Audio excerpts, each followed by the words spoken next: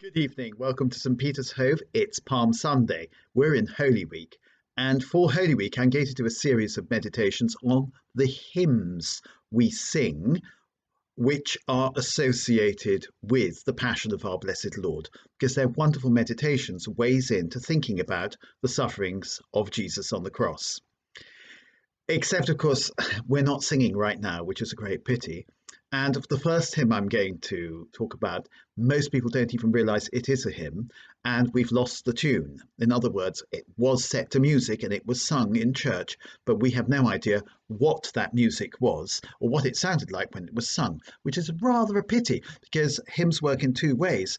First of all, there is the meaning of the hymn which is contained in the words. And secondly, there is the meaning of the hymn which is contained in the music. And usually the words and the music go together beautifully, creating a synthesis of meaning. Anyway, with this one, we've just got the words. It's a very ancient hymn. It is a hymn that predates St. Paul himself.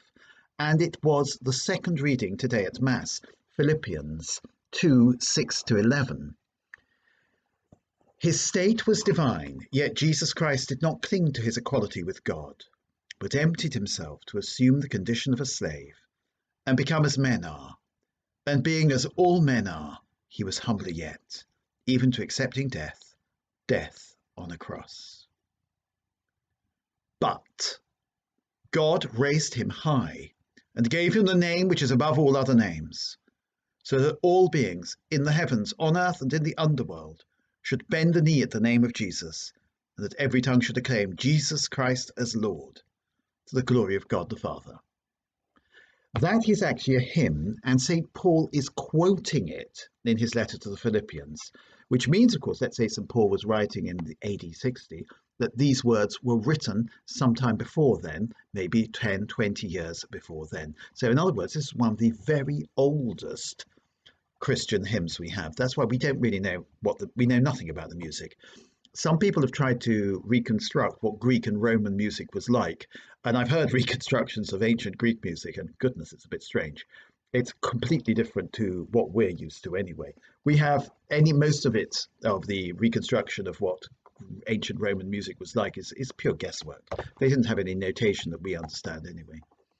And so when you see films where somebody's sort of strumming on their lute or whatever, that's Hollywood, it's not ancient Rome. This hymn is in two parts. It starts off, Jesus' state is divine.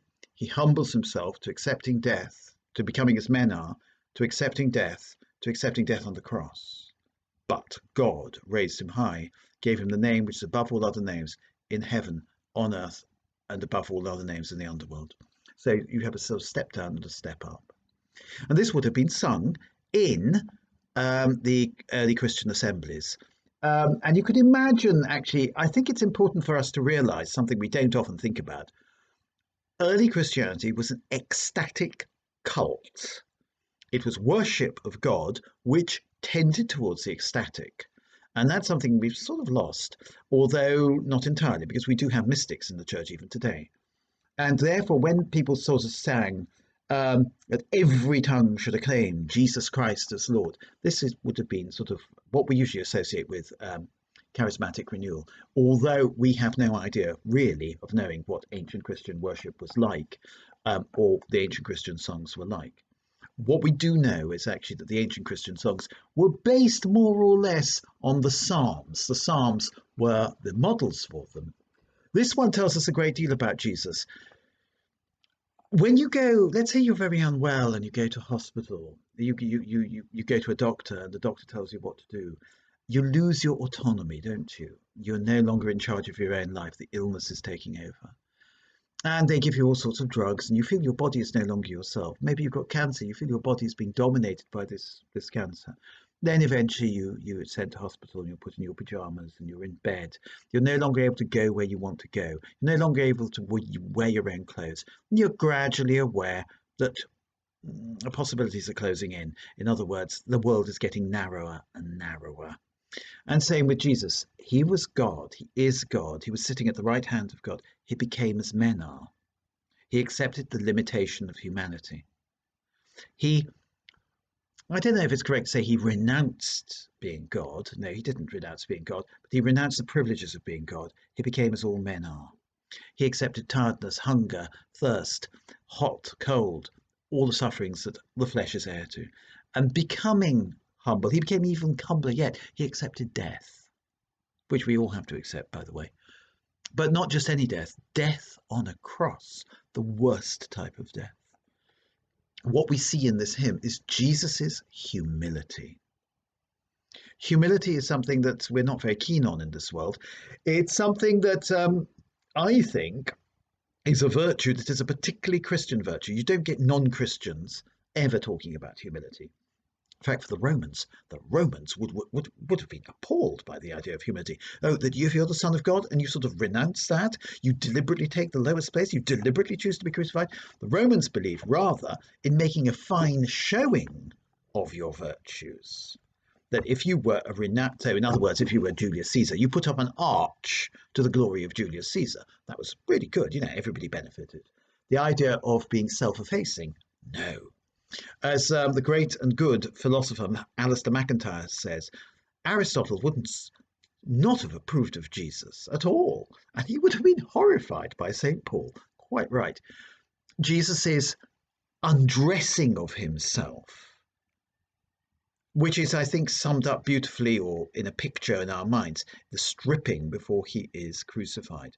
The way he takes up the flesh and then takes up, he gives up all human dignity, all human pushiness, all desire to be top, which we have, takes the bottom place. And the crucified man takes the bottom place. And because he does this, God has exalted him above all other names, and he is the name by which we can be saved. Every tongue should acclaim Jesus Christ as Lord, and every tongue will acclaim Jesus Christ as Lord. It's not yet fulfilled, but every tongue will acclaim Jesus Christ as Lord sooner or later, and every knee will bow. So if we want to be like Jesus Christ, we need to be humble. If we want to be like Jesus Christ, we need to take the bottom position. If we want to be like Jesus Christ, we don't want to be pushy.